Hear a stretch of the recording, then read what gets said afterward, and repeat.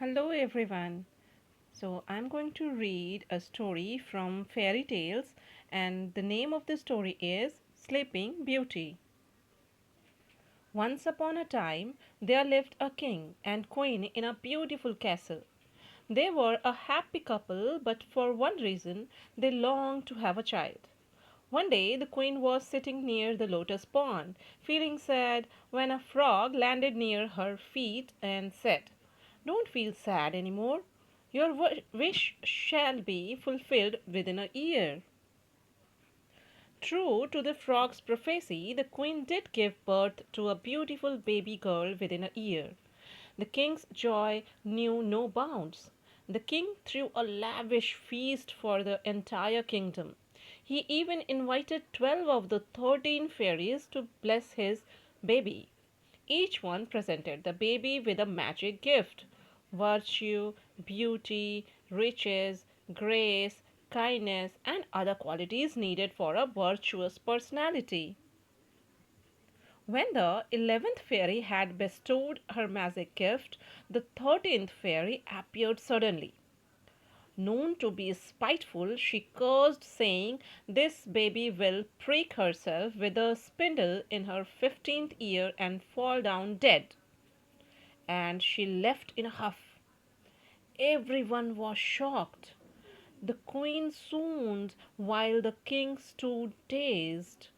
The 12th fairy, who had still not given her magic gift to the baby, came forward.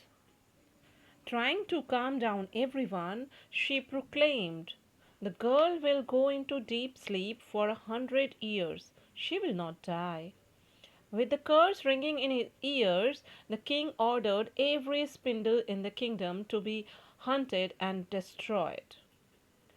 The fairy's blessings turned out to be true, and the princess grew up to be the most loved person.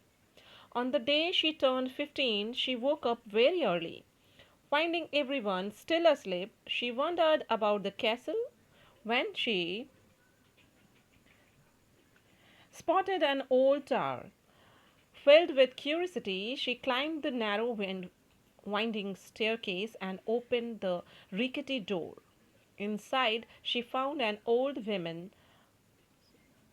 woman spinning flax on an old spindle. Having never seen someone spinning, she asked, "Granny, what are you doing?" "I'm spinning flax, my dear," she said. Fascinated by the rattling sound that the spindle made, the princess tried to spin. Hardly had she touched the spindle when her finger got pricked. She fell down and lay in deep sleep. This deep sleep overtook the entire palace. The king and queen, the maids and page boys, the cooks and gatekeepers, even the birds, animals, and plants became quiet and still. The fire in the hearth stopped burning. The wind stopped blowing, and not a leaf moved.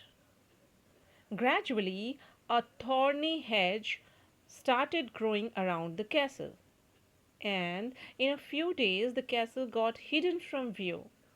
Many adventurous princes tried to break the thorny hedge barrier and get in, but got entangled and died. After 100 years, a young prince happened to pass that way. His grandfather had told him about the castle and the dead princess. He made inquiries from an old man, who also warned him not to attempt getting in. The brave prince said, "I'm not afraid. I must see the sleeping beauty." And he started walking towards the castle. Instantaneously, something like magic happened. The thorny hedge parted easily, making way for him and closing up after him as well. He went straight into the castle and was surprised to see the king and queen lying still near the throne. Peasants stood motionless, and immobile mosquitoes were stuck to the walls, while cooks, maids, gatekeepers, and others looked as if they were frozen. The prince darted up to the tower room. He was mesmerized by the lovely sleeping beauty. He gave her a gentle kiss. Immediately, Sleeping Beauty opened her eyes and gave him the sweetest smile. Both went down, and as they walked, everyone woke up as if from slumber and looked at one another surprised. The whole palace sprung back to life. A few days later, the king and queen celebrated the marriage of the prince and Sleeping Beauty, and they all lived happily ever after. Wasn't it a nice story? An interesting one?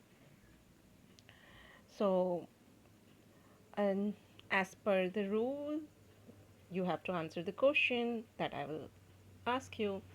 And the question is, which number fairy cursed the Sleeping Beauty? Thank you.